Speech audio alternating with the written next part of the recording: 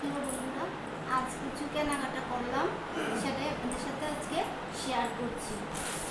আজ কিনেছি এই যে ঠাকুরের জন্য একটা কাপড় কিনেছি। দেখুন কাপড়টা কেমন লাগছে।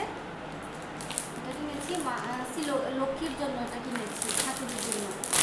আর এটা কিনেছি মাকে বাড়িতে পড়তে দেবো, বাড়িতে শাড়ি পরে আমার মা, তার জন্য কিনেছি এই যে একটা শাড়ি।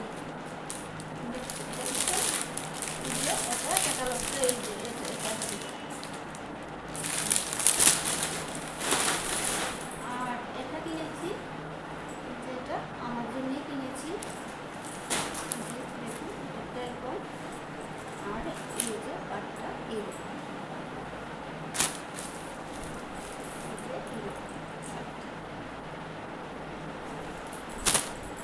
আর একটা কিনেছি তো ভাবছি যে লক্ষ্মী পূজা, তো লক্ষ্মী পূজা করি, আমাদের এখানে লক্ষ্মী পূজা করতে হয়।